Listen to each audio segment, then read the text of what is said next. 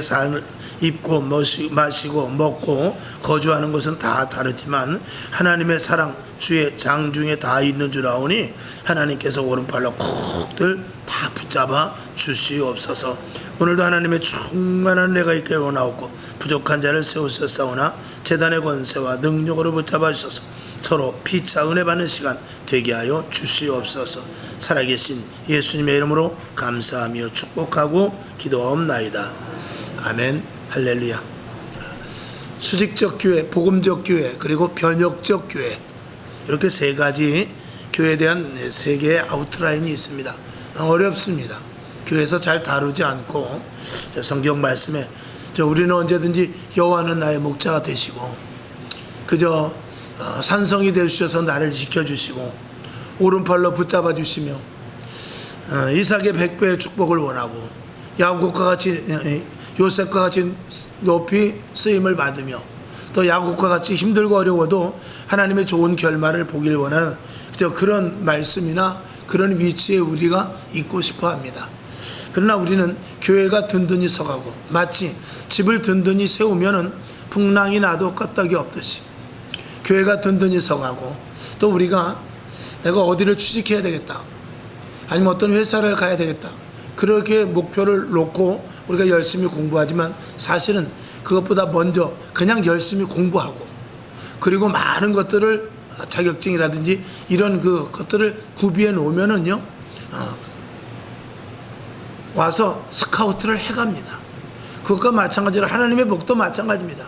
우리가 교회가 무엇인지 알고 교회 안에 딱 지체로 붙어 있으면 나는 포도나무요 너희는 가지와 마찬가지로 그 뿌리에서부터 영양분이 공급되어서 저절로 열매를 맺듯이 이 교회 생활에 철저하게 되면요 하나님께서 복은 우리에게 그냥 우리가 구하는 것이 아니라 저절로 주는 것입니다. 그래서 우리 순복음교회에서는 그런 말을 잘합니다. 예수 제대로 3년 믿고 복 받지 못하면 그 이상이 문제가 있는 것이다. 그 왜 그러냐? 교회를 통한 복이 분명히 있기 때문에 그래요. 하나님께서 이 교회를 통한 복은 이 교회를 예수님의 몸으로 만들어 놓았기 때문에 그래요. 예수님의 몸이라는 것은 그 안에 진리와 은혜가 충만하거든요. 예수님께서는 모든 것들을 다 이루신 분이거든요. 예수님은 말씀 자체이기 때문에 우리가 말씀을 믿는 것은 말씀대로 될지어다. 말씀대로 될 줄로 믿습니다. 그리고 우리가 말씀을 붙잡고 기도하거든요. 그게 누굽니까? 그게 바로 예수님이기 때문에 그게 바로 교회이기 때문에 교회의 완전한 전목점만 갖고 있으면 교회를 통한 저절로 여러분 우리가 아무리 부산을 여기 내려가는 데 있어서 내가 달려가는 것과 아니면 기차에 올라타면은요 그냥 가만히 있으면 됩니다. 기차 안에서 뛰는 사람은 그 바보입니다. 기차 안에서는 뛸 필요가 없어요. 그냥 가만히 편안하게 의자에 앉아서 계란 장사 지나가면 계란 사 먹고 음료수 장사 지나가면 음료수 사 먹으면 그냥 그 기차가 부산까지 목포까지 데려다 주는 거예요. 우리가 교회 안에서 철저하게 말씀대로 살기를 원하면서 하나님이 기뻐하시는 뜻이 무엇입니까? 낮에 말씀을 드린 대로 먼저 그의 나라와 그의 의를 구하는 데 최선을 다하고 하나님 앞으로 들어가기를 원하고 또 내가 이런 것도 저런 것도 잘 모른다면 하나님 나에게 성령의 충만함을 주시옵소서. 또 성령의 충만함에 대해서 우리가 더 급한 것이 있다면 그걸 구하세요. 물질을 구하고 건강을 구하고 자녀들을 위해서 구하십시오. 그러면은 누가복음인대로 구하는 자에게 성령을 선물로 주신대요. 그러면 성령을 우리가 받게 되면 성령으로 말미암아 모든 것들이 통달이 되기 때문에 내가 구해야 될 것과 하나님께서 나에게 주실 것과 또 응답이 지체되는 것조차도 우리가 다 알게 되는 것입니다. 여러분에게 교회에 완전한 접목되는 생활, 제가 항상 말씀을 드리죠. 우리 딸을 비유로 해서 말씀을 드리는데 우리 딸이 이제 월말이나 연말이 되면은 회사에서 늦게 옵니다. 그렇게 늦게 오면 밤 10시에 올 때도 있고 새벽 1시에 올 때도 있어요. 요즘은 좀 많이 일이 편해졌습니다만 그러면은 새벽 1시에 오게 되면은요 아침에 그냥 와서 잠깐 누웠다가 세수만 하고 또 가면은 집에 있는 시간은 3시간 4시간 밖에 되지 않아요. 그러나 그럼에도 불구하고 눈으로 보기에는 회사에서 집에 갔다 오는 거지만 실질적으로 거주지는 어디입니까? 집입니다. 집에서 아무리 회사에서 22시간을 있어도 집에서 회사 갔다 오는 거거든요. 우리의 개념도 마찬가지입니다. 집에서 우리가 교회 오는 거 아니에요. 우리는 교회에 붙어있는 사람들입니다. 우리는 주 안에 영원한 천국 하늘나라의 시민권을 가진 자로서 하나님의 자녀로서 여기가 아버지의 집이에요. 여기가 집이란 말입니다. 그러니까 집에서 직장을 갔다 오듯이 우리가 예수를 이미 믿게 되면은요, 우리는 교회 생활하는 교회 예수님에 붙어 있는 자들입니다. 여기 교회 와서 말씀 듣고 교회 안에서 말씀을 먹고 그리고 교회 안에서 양육을 받으면서 세상에 나갔다가 다시 교회로 오게 되는 것입니다. 그래서 집에서 교회로 오는 것이 아니라 교회에서 세상에 나갔다가 다시 교회로 오는 그런 개념을 갖지 않으면 우리는 하나님과의 관계는 멀어질 수밖에 없습니다. 저와 여러분, 오늘도 여기는 내 집입니다. 여기는 우리의 본향입니다. 왜 본향이라고까지 말씀을 드리냐, 이 교회는 영원한 천국의 작은 모형입니다. 그래서 이 교회에서 천국을 체험하지 못하면 우리는 신앙생활을 도저히 할 수가 없어요. 교회에서 자꾸 분란이 일어나고, 낮에도 말씀을 드렸습니다. 교회에서 자꾸 분란이 일어나고 교회 가기가 싫어지고 교회에서 직분이 짐이 되고 교회 예배 시간이 자꾸 길어지고 또 예배 시간이 싫어지면은요, 교회가 멀어지게 됩니다. 그렇게 됐을 때는요, 이 교회가 천국이 아니라 교회가 지옥이 되는 것입니다. 그래서 이 교회 안에서 참 기쁨과 교회 안에서 서로 사랑하고 서로 의지하고 서로 용서하며 서로 안아주고 서로 이해하고 서로 하나 되어서 교회가 가고 싶고 교회만 오면 평안함을 느끼고 그래야만 이 교회에서 작은 천국을 누려야만 우리가 영원한 천국을 갈 수 있는 그 소망이 더욱더 굳어지게 되는 것입니다. 그래서 교회 중심의 생활, 할렐루야. 그래서 항상 교회 중심이에요. 교회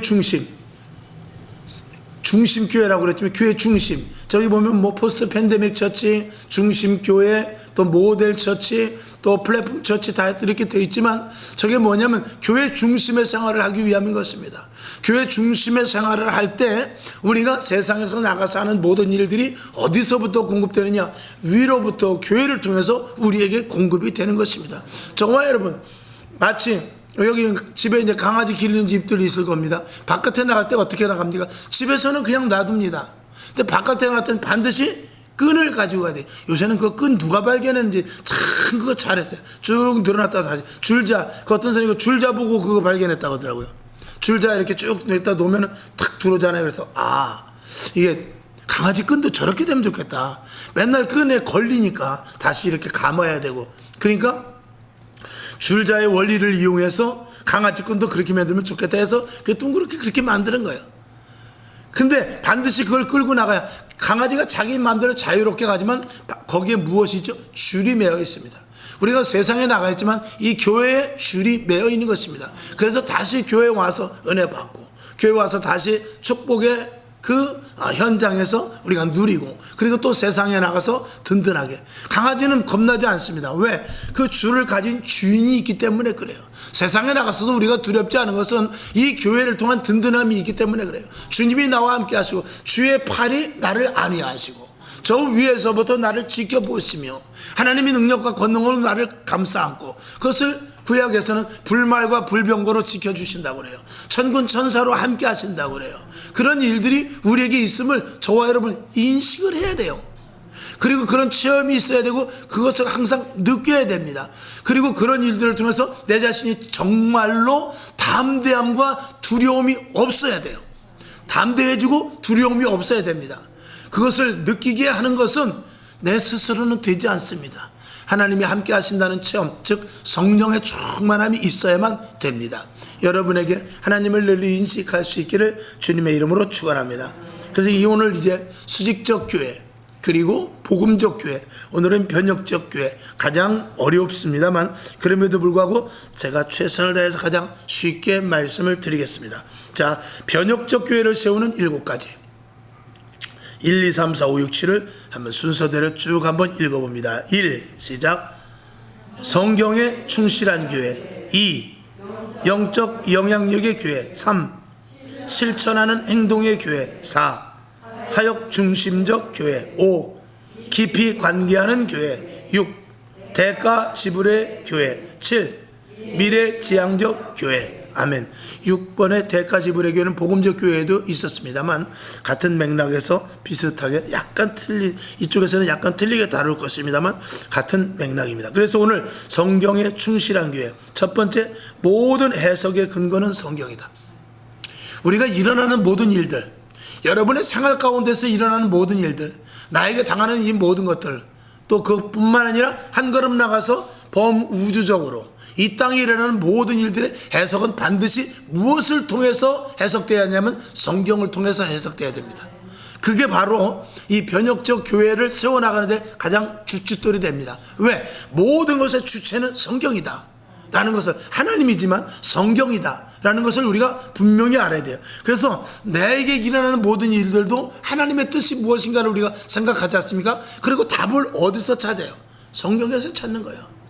이 세상에 코로나가 일어나고, 지금 우크라이나 전쟁이 일어나고, 그 다음에 또 뭐 지금 수해가 일어나고, 이런 모든 것들의 해답을 우리는 어디서 찾아야 되느냐? 우리는 성경에서 찾아야 되는 거예요. 그리고 성경에 답이 있는 것입니다. 이것이 그리스도인이에요. 그렇기 때문에 그리스도인은 아버지께서 말씀으로 된 이 성경이기 때문에 그리스도인은 언제든지 든든한 거예요. 힘들지 않은 것입니다. 답답함이 있을 수가 없게 되는 것이죠. 성경으로 해석된다라는 이 말씀 한마디만 우리가 분명히 인식을 해도요, 우리는 겁과 두려움이 없습니다. 할렐루야. 아멘이시죠? 예. 그 다음에 두 번째, 나의 삶은 성경을 근거로 하는가를 살펴봐야 됩니다. 그러면 성경으로 말미암아 모든 것들이 해석된다면, 그럼 나의 삶은 성경적인가? 이것을 우리가 볼 수 있어야죠. 저와 여러분이 성경적이라면 하나님의 말씀대로 사는 것이죠. 그래서 사도 바울은 그랬죠. 내가 사나 죽으나 나는 주의 것이라고 그랬어요. 그것은 무슨 말씀입니까? 성경적으로 내가 살겠다, 말씀 안에 살겠다, 그런 의미겠죠. 그 다음에 세 번째, 나뿐만이 아니라 교회에서도 마찬가지입니다.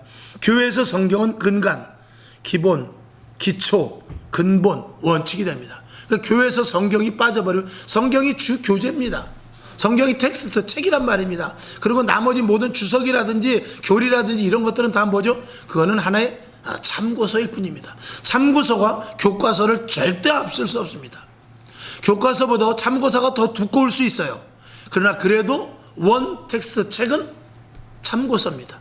참고서 위에 교과서 위에 참고서를 가지고 공부하는 사람은 시험 때는 그렇게 할 수 있을지 모르지만 그거는 원칙의 방법은 절대 아닙니다. 그래서 우리는 성경을 떠나서 성경의 교리를 우선한다든지, 그러니까 교리가 나와도 성경적이어야 되죠. 당연히 신학도 마찬가지입니다. 신학도 성경 안에서 나와야 되죠.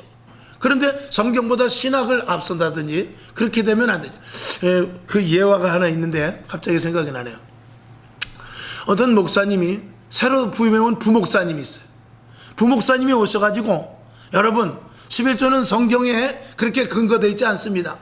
그 11조를 뭐 꼭 하면은 하나님께서 뭐 복을 주시고, 하지 않으면 하나님께서 저주를 내리거나, 그런 거는 성경에 그렇게 뭐 뚜렷하게, 신약에는 그런 게 그렇게 기록되어 있지 않습니다. 그러니까 신약에서는 우리는 자유함을 얻었기 때문에 그런 것을 꼭 지키지 않아도 됩니다 라고 이렇게 설교를 했다는 거예요.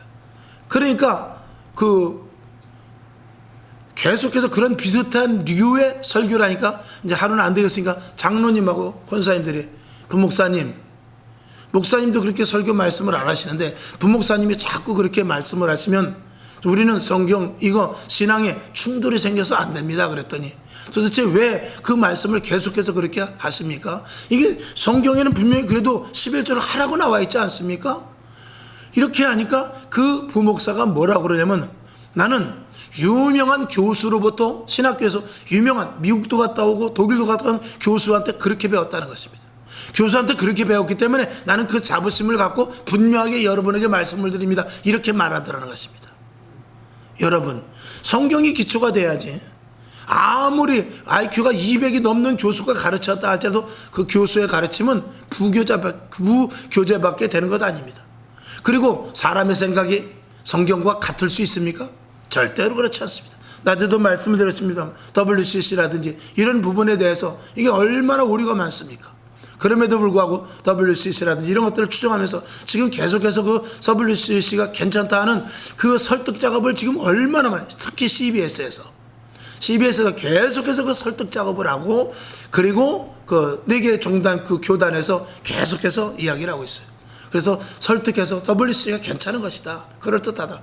그냥 믿음이 없고 신앙인 사람은 그럴듯합니다. 저도 들어보니까 논리적으로는 그럴듯하더라고요. 근데 정신을 똑바로 차리고 성경적으로 보면 하나도 맞질 않습니다. 여러분, 세상은 그렇습니다. 이렇게 우리가 성경적이지 않았을 때는요, 반드시 판단이 흐려지게 되는 것입니다. 이 성경을 그래서 캐논이라고 그래요. 정경, 캐논이라고 그러는데, 이 성경 말씀이야말로 모든 것의 표준이 되는 것입니다. 그래서 교회가 성경에서 조금이라도 벗어난다든지 성경을 참고서로 쓴다든지 하면 그 교회는 이미 교회로서 가치는 떨어진다 라고 분명히 말씀을 드리죠. 자, 그래서 서론이 그렇게 되고, 그 다음에 그 밑에 보면 개혁과 변혁은 다르다 그랬어요. 개혁은 계속해서 변화시키는 것. 개혁이라는 원뜻은 껍질을 벗기는 것입니다. 가죽을 벗기는 것이죠.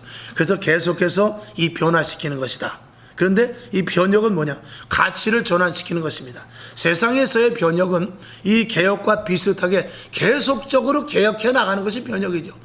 오늘은 이렇게 개혁하고 그 다음엔 다르게 개혁하고 내일은 또 이렇게 개혁을 해서 매일매일 개혁을 변화무쌍하게 해나가는 것이 변혁이라고 말할 수 있습니다. 그래서 회사가 좀 더 올바르게 이렇게 좀 그 세상에 대처해서 나간다든지 그러기 위해서 개혁도 하고 변혁도 하고 그럽니다만, 성경에서의 변혁은 이 가치의, 여기 보면 가치의 변화를 일으키는 것이다 라고 이렇게 말하는데, 우리는요 날마다 우리가 변화되기를 원하죠. 그래서 변화시켜 주시옵소서, 변화시켜 주시옵소서. 우리가 이렇게 기도하지만 그 변화해 달라고 기도함과 동시에 우리는 변혁적인 것을 알 수 있어야 되는데, 우리가 그동안 알았던 교회의 가치라든지 성경의 가치라든지 신앙생활의 가치에 대해서 더욱더 깊이 알고, 할렐루야, 더욱더 깊이 알고 거기서 정말 하나님의 의도를 발견한다면 우리는 더욱더 변혁적인 교회, 변혁적인 성도가 될 수 있다, 이제 그런 말씀이죠. 그래서 만약에 이 개혁이 말씀에 의하여서 변화되는 모습이 만약에 개혁이다 라고 한다면, 변혁이라는 것은 말씀에 대한 가치를 알아가는 거예요. 아, 말씀에 대한 가치가 이런 것이구나, 그런 것들을 알아가는 것이죠. 예를 들어서 부모님께서 자녀들에게 교육을 시켜서 자녀들이 변화된다, 그걸 개혁이라고 만약에 이른다면 그런다면 이 변혁이라는 것은 그 자식이 부모의 가치를 알아가는 것입니다. 아, 부모는 이런 것이구나, 그런 것들을, 그런 것이 이 개혁과 변혁에 대해서 조그만 차이다라고 말씀을 한번 드릴 수 있겠습니다. 그래서 이게 개혁이 되기 위해서는 우리가 변화되고 타의에 의해서 수동적인 부분들이 많이 있을 수도 있습니다. 물론 변화되는 부분에 있어서 개혁되는 부분에 있어서, 또 변화되는 부분에 있어서 변혁되는 부분에 있으면 나를 날마다 죽일 수 있습니다. 왜? 그 가치를 알기 때문에. 이 사도 바울은요, 이제 밑에 나옵니다만, 사도 바울은 성경에 대해서, 하나님에 대해서 몰랐던 사람이 아닙니다. 누구보다도 하나님에 대해서 잘 알았습니다. 성경을 달달달달 외울 정도로 모세 율법 그 모세오경에 대해서 기가 막히게 잘 아는 사람입니다. 그리고 거기에서 지배를 받았던 사람입니다. 그래서 율법적이었던 사람이죠. 하나님의 말씀을 얼마나 잘 지켰는지 모릅니다. 그러나 그가 말씀에 대한 가치를 알고 하나님이 어떤 분이라는 것을 정말로 알게 되어 예수 그리스도를 만나게 되니까 그 사람이 완전히 다른 사람으로 변화된 것입니다. 그걸 변혁이라고 말하는 것입니다. 그래서 저와 여러분, 하나님께서 우리들에게 주시는 말씀을 통해서 우리가 변화가 되죠. 그리고 내 자신을 날마다 개혁시켜 나가지만, 이 변혁이라는 것은 정말 여러분의 교회가 무엇인지를 더 깊이 아시길 바랍니다. 그리고 이 성경 말씀의 가치에 대해서 여러분들이 더욱더 많이 깊이 깨달아 알아가시기를 바랍니다. 그리고 내가 신앙생활이라는 것은 우리가 보통 일반적으로 알고 있는 신앙생활을 떠나서 정말 이 신앙생활이 얼마만큼 생명과 직결되고 나의 인생에 있어서 가장 최상과 최우선과 가장 이 정점이 돼야 되며, 이런 것들에 대해서 가치를 계속해서 알아갈 때 내 자신은 변혁이 될 수 있습니다. 교회도 마찬가지입니다. 교회를 다니고 교회 오면 마음이 평안해지고 교회 와서 직분을 맡으면 하나님이 복을 주시고 이런 것이 아니라, 교회가 예수 그리스도의 몸이요, 교회의 지체로 붙어 있음으로 말미암아서 거기에서부터 공급되는 그 진액으로 말미암아서 내가 복을 받아 하나님의 속한 자가 되고 신령하는 애를 날마다 받게 되어서 내 자신의 신분이 완전한 변화가 있게 되는, 이런 것을 깨닫게 되는 것이 이 변혁의 가치인 것입니다. 그래서 여러분들이 이 개혁의 그 차원을 넘어서 완전히 변혁적인 자세가 될 수 있기를 주님의 이름으로 축원합니다. 그러기 위해서는 우리가 말씀의 중요성을 알아야 돼요. 이 말씀의 중요성을 알면 알수록 저와 여러분은 이 변혁되는 데 있어서 큰 역할이 감당되게 될 줄로 믿습니다. 그래서 마태복음 6장 33절에서는 먼저라는 말씀이 나오죠. 먼저 그의 나라와 그의 의. 먼저 그의 나라와 그의 의를 구하라. 이건 뭐냐면 가치에 대해서 분명히 알라라는 것입니다. 그래서 밑에 보면 예수님께서는 예수님을 따라다니고 예수님이 누구신지를 아는 것도 중요하지만 너희들이 나를 따라오고 그냥 나와 함께 하면서 먹을 것도 얻어먹고 또 그리고 예수님이 어떤 분인지 알아서 병 고치는 것을 보면서 하나님의 아들이구나 이런 것들을 아는 것도 좋지만 너희가 무엇을 구해야 될지를 알라는 것입니다. 여기서 무엇을 구해야 될지는 그저 단순히 구하라는 것이 아니라 진짜 왜 나를 부르셨는지 그걸 알아라는 것입니다. 진짜 왜 나를 부르셨는지 아냐면 오늘 이 자리에 그냥 앉아있을 수가 없을 정도의 이 변혁적인 사건이 일어납니다. 그것을 어디서 찾을 수 있느냐? 성경 말씀을 통해서 알 수가 있다는 것입니다. 그래서 저 뒤에 보면 나오지만 하나님의 말씀은 히브리서 4장 12절의 대로 하나님의 말씀은 살았고 운동력이 있다고 그랬어요. 그래서 말씀이 우리 속에 들어가서 우리를 완전히 아주 후집어 놓는 것이죠. 그래가지고 말씀에 부닥쳐서 그 말씀에 의해서 내가 완전히 뒤집어지는데 이것이 이제 변혁적인 사건인 것입니다. 자, 그래서 우리가 먼저 그의 나라와 의를 구할 때 내가 단순히 구하는 것이 아니라 정말 하나님께서 나를 부르신 의도와 내가 있어야 될 자리, 정말 내가 이 모습이어서는 안 되겠다는 것을 분명하게 알아질 때 그때 내 자신이 뒤집어지는데 그것을 변혁이다라고 말하는 것입니다. 그 다음에 그 아래 내려서 세상에서 가장 중요한 것은 하나님의 주권이다. 이 성경 말씀, 예수님, 성령님, 이 하나님, 이 모든 것들은 이 최상급이죠. 그래서 그것을 얼마만큼 인정하느냐에 따라서 그 사람의 신앙의 척도가 나타납니다. 그러니까 신앙생활을 좀 흐지부지하는 사람은 하나님에 대해서 잘 모르기 때문에 그래요. 신앙생활을 그냥 자기 마음대로 하는 사람은 성령님이 어떤 분인지 모르기 때문에 그렇습니다. 그리고 말씀에 대해서 별로 그렇게 신뢰가지 않는다는 것은 말씀이 어떤 것인지를 모르기 때문에 그렇죠. 여러분에게 이런 것들이 탈피하는 놀라운 애가 있기를 주님의 이름으로 축원합니다.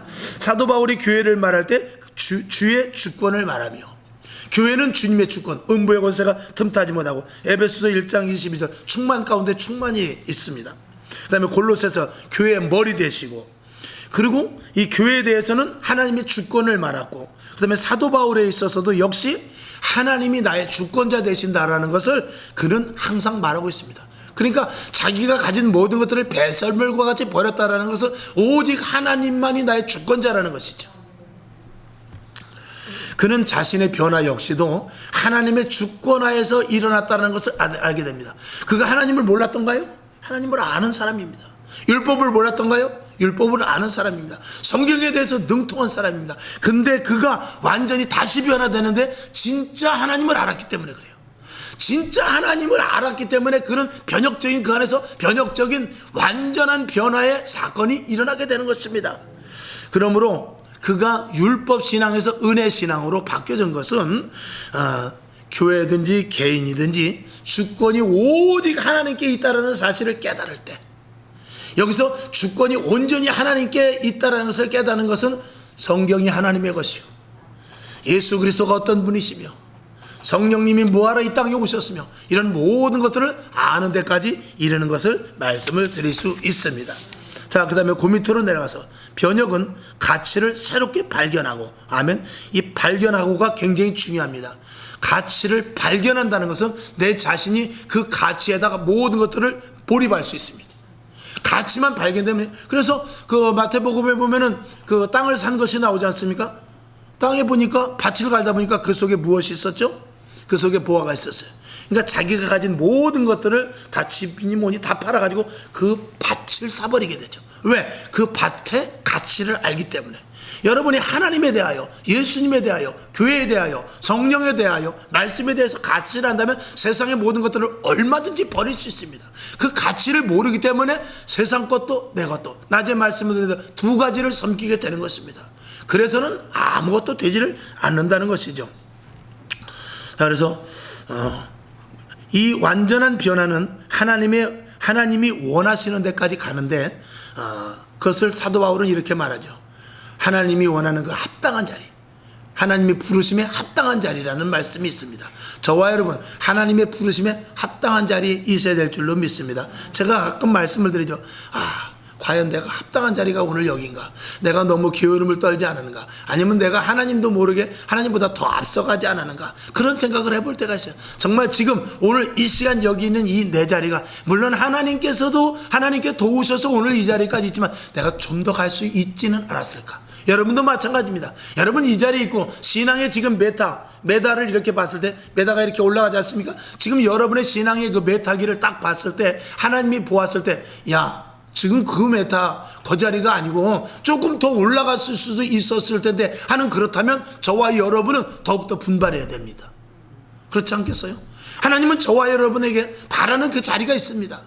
하나님이 원하는 합당한 자리가 있어요. 그 원하는 분량이 있단 말입니다. 그래서 2022년도에는 그래도 어디까지 가야 된다. 2023년도에는 어디까지 가야 된다. 교회적으로나 가정적으로나 개인적으로나 내 신앙의 모든 부분들이 그런 자리가 있단 말이죠. 근데 거기까지 간 날을 한번 돌아봐야 되죠. 우리가 완전히 개혁되고 변혁되지 않으면 그 자리에 갈 수 없습니다. 즉 다시 말해서 이거를 단적으로 단 한마디 단어로 말하면 깨진답니다. 깨진다. 얼마만큼 깨지느냐에 따라서죠.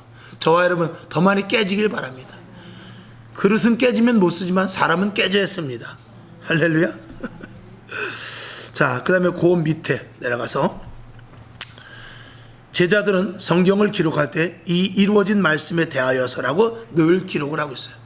그래서 그 밑에 있는 것들을 쭉 보게 되면 한 3개 정도를 골라서 볼 텐데 제가 줄친 거 보면 기록된 바 그리고 말씀에 의하여 이런 것들에 대한 것들이 신약 성경에 많이 있습니다. 그러니까 신약 성경에서 제자들이 성경을 쓸 때도 자의로 쓴 것이 아닙니다.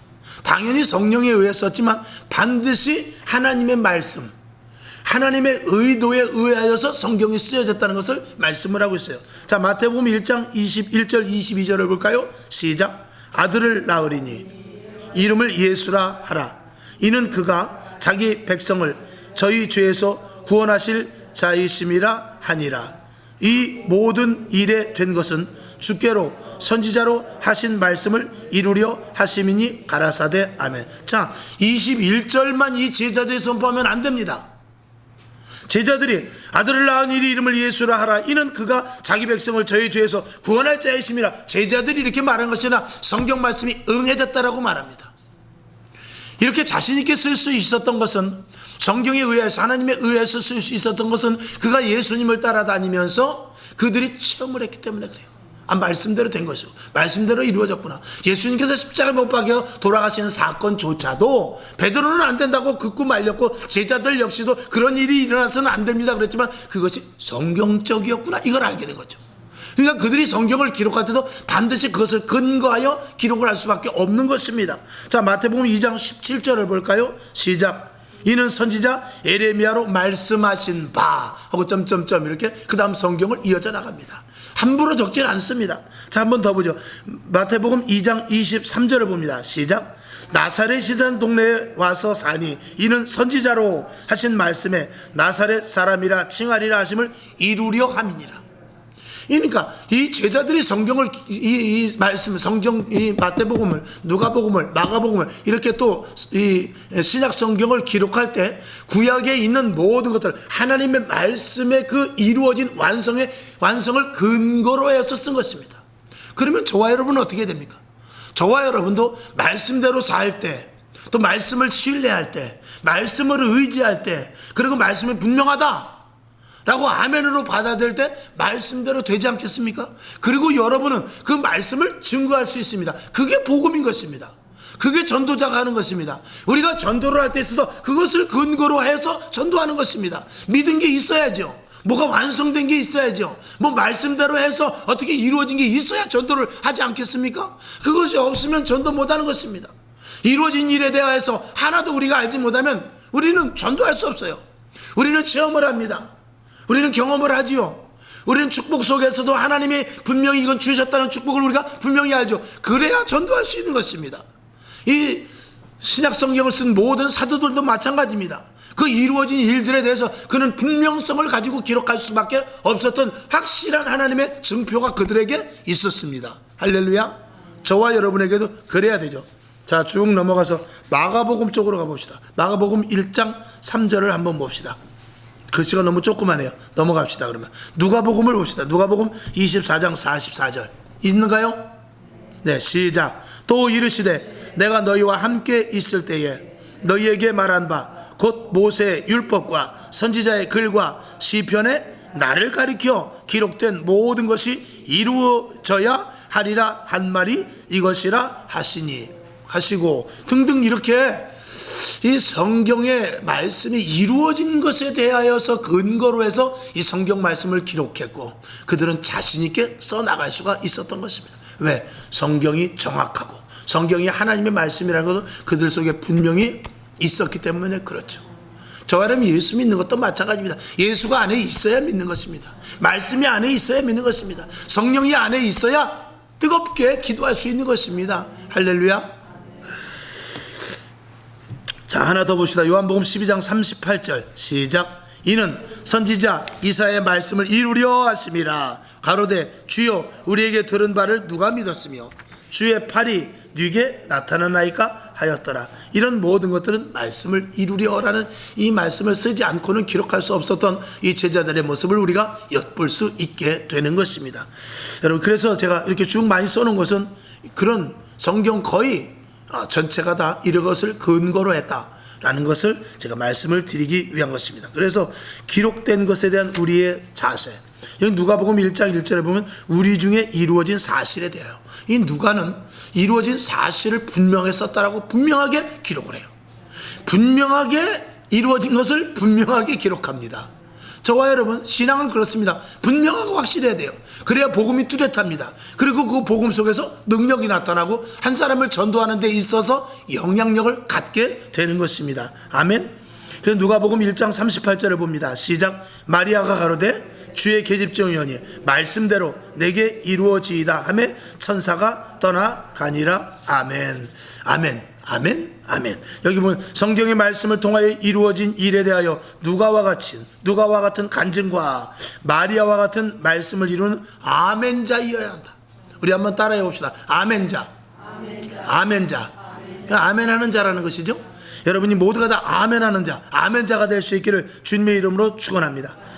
이렇게 말씀의 확신은 자신을 변혁시키는 원동력과 변화되는 힘이 된다.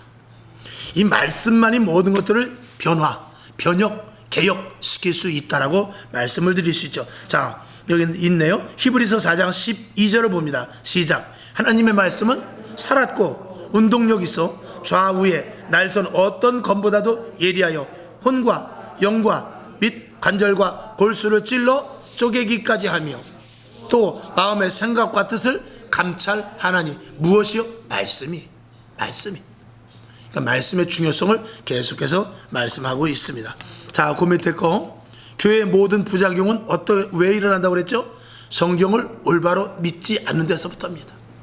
성경에 다른 것들이 첨삭되면 안 됩니다. 첨가돼도 안 되고 삭제돼도 안 되죠.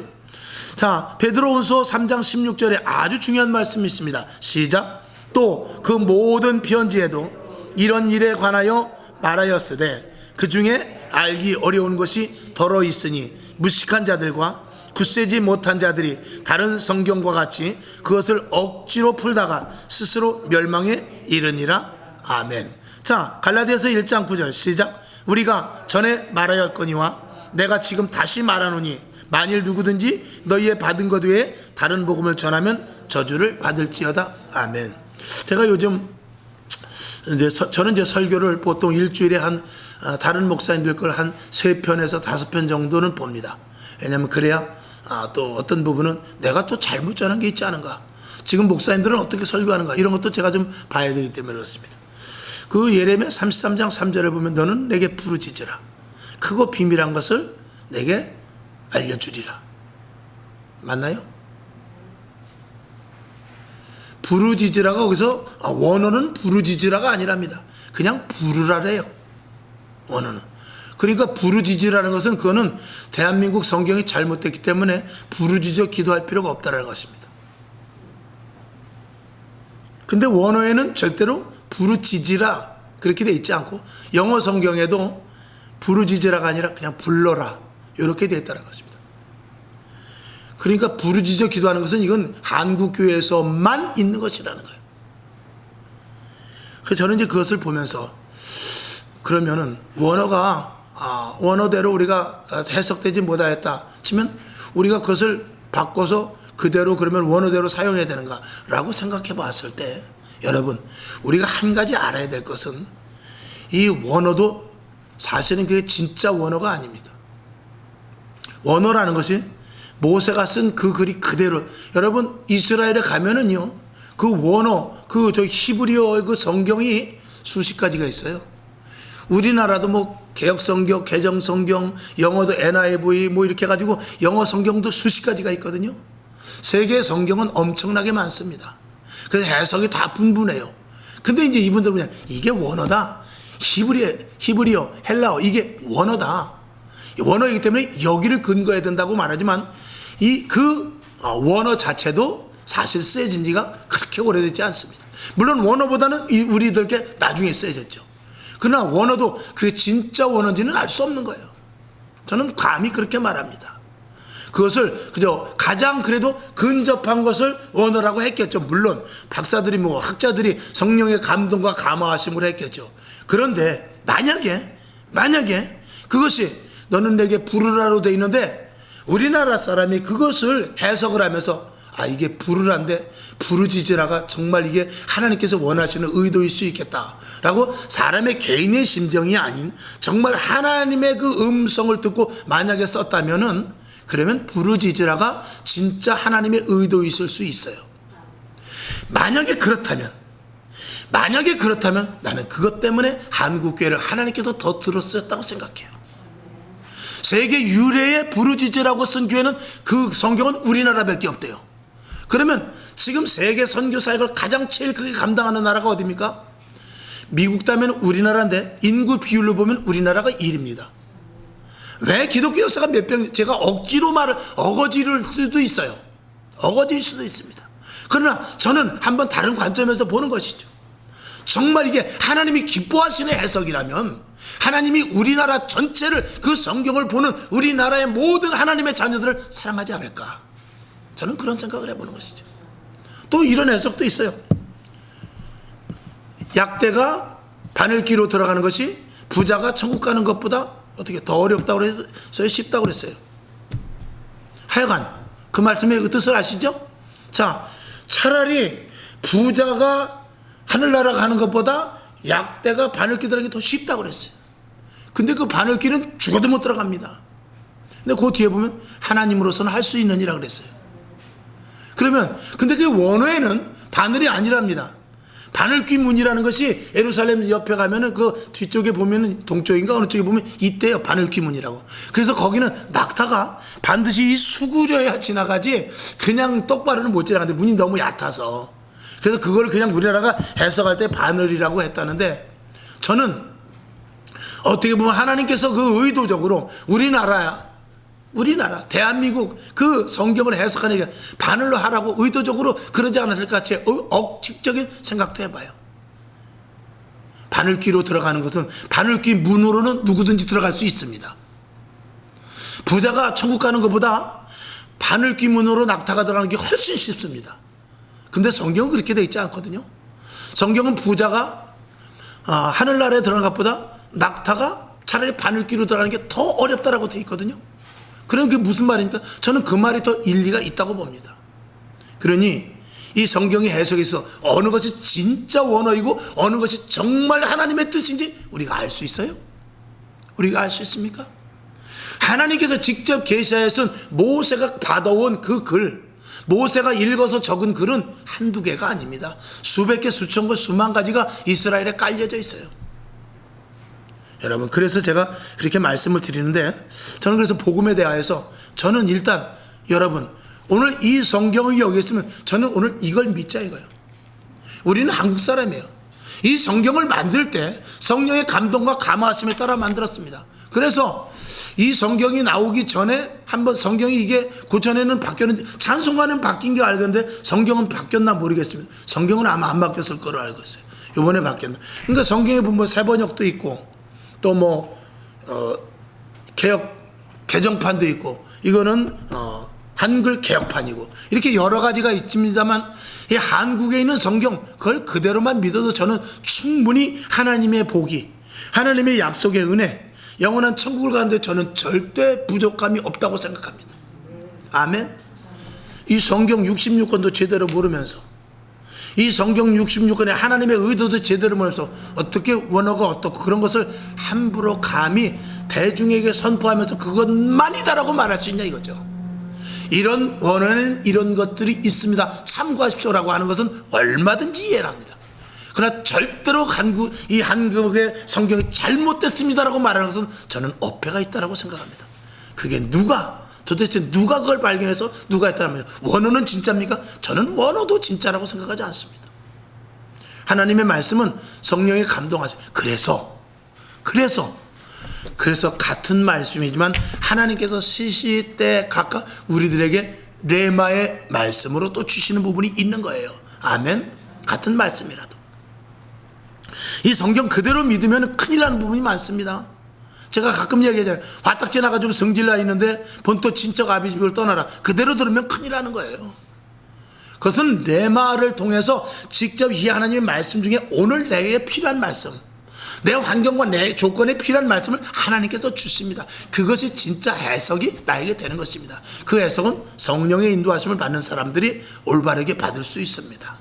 성경 전체를 뒤바꿀 수는 없습니다. 그러나 성경에 있는 해석상의 문제에 대해서 이런저런 이렇게 나름대로 우왕좌왕 이렇게 하는 것이 아니라 하나님의 그 의도에 의한 주권성을 가지고 여러 가지 해석은 있을 수 있습니다만 이것만이 옳다라고 말하는 것은 잘못된 부분이다라는 것을 제가 말씀을 드리는 것이죠. 어쨌든 여기 베드로후서 3장 16절에 보면 억지로 풀다가 스스로 멸망에 이르느니라. 억지로 풀어서는 안 됩니다. 자, 그 다음에 그 밑에 보면 교회는 세상을 능히 이김에도 불구하고 말씀대로 하지 않으니 세상에 끌려가는 것이다. 이건 뭐 낮에도 말씀드렸습니다. 이건 당연한 일이죠. 마태복음 16장 18절을 봅니다. 시작. 또 내가 내게 이르노니 너는 베드로라. 내가 이 반석 위에 내 교회를 세우리니 음부의 권세가 이기지 못하려. 이기지 못한다고 분명히 이야기하잖아요. 요한복음 16장 33절 시작. 이것을 너희에게 이름은 너희로 내 안에서 평안을 누리게 하려 함이라. 세상에서는 너희가 환난을 당하나 담대하라. 내가 세상을 이겼다라고 말씀하시지 않습니까? 요한계시록 1장 18절 시작. 또 사한 자라 내가 전에 죽었노라. 볼지어다 이제 세세토록 살아있어 사망과 음부의 열쇠를 가졌다. 생명의 열쇠, 사망의 열쇠를 누가 가졌다요? 예수님께서 가졌다라고 말씀하지 않습니까? 그 밑에 것을 봅니다. 우리를 위해 줄 사람은 없습니다. 우리를 위해 줄 사람은 없습니다. 그러나 주님이 계십니다. 살아계신 주님이 우리에게 계시고요. 그분은 영원히 계시며 나의 주가 되십니다. 할렐루야. 그리고 나를 알고 또 알아주셔요. 얼마나 감사합니까? 나아가서 하늘로 올라가심을 아쉬워하시면서 성령을 보내주셨어요. 얼마나 큰 감사한지 모릅니다. 성령은 예수의 영이며 하나님의 영이며 성령님이 그 존재이다 라고 말씀을 드리며 무엇이 두려운가 라고 이렇게 말씀을 마칩니다. 성경에 대해서 오늘 간략하게 말씀을 올렸습니다. 오늘 이 말씀이 여러분 심령 속에 심어지기를 주님의 이름으로 축원합니다. 아버지 하나님 감사합니다. 새 힘을 주시옵시고 오늘 말씀 길었습니다. 그러나 이 말씀 속에서 우리의 신비에 새겨지는 축복이 넘치게 하여 주시옵소서. 하나님의 말씀은 살았고 운동력이 있다고 했어요. 좌우의 날선 어떤 검보다도 예리하다고 그랬죠. 영과 혼과 및 관절과 골수를 찔러서 쪼개기까지 하고 우리의 생각을 다 아신다고 그랬습니다. 감찰하신다고 했습니다. 하나님 아버지 이 말씀이 우리 안에 들어서서 나의 주인이 되 주시옵시고 이루시고 행하시고 간증케 하시고 그것이 복음이 되게 하여 주옵소서. 예수님의 이름으로 축복하며 기도합니다. 아멘. 우리 주기도문하고 하나님 말씀이 내 안에 오시옵소서. 나의 주인이 되 주시옵소서. 말씀대로 살고 말씀이 증거가 되며 말씀대로 응답받아서 그것이 복음이 되게 하옵소서. 이렇게 기도하고 일어나시기를 바랍니다. 하늘에 계신 우리 아버지여 이름이 거룩히 여김을 받으시오며 나라에 임하옵시며 뜻이 하늘에서 이룬 것 같이 땅에서도 이루어지이다. 오늘날 우리에게 일용할 양식을 주옵시고 우리가 우리에게 죄진 자를 사하여 준 것 같이 우리 죄를 사하여 주옵시고 우리를 시험에 들게 하지 마옵시고 다만 악에서 구하옵소서. 대개 나라와 권세와 영광이 아버지께 영원히 있사옵나이다. 아멘. 하나님 아버지, 말씀이 우리 속에 들어와서 내 주인이 되주시옵소서. 나에게 영향력을 갖게 하시고 또 말씀대로 행하였더니 깨달았더니 그대로 이루어지는 놀라운 역사가 있게 하시고 그 말씀으로 응답받아서 나아가서 복음을 전하기에 부족함이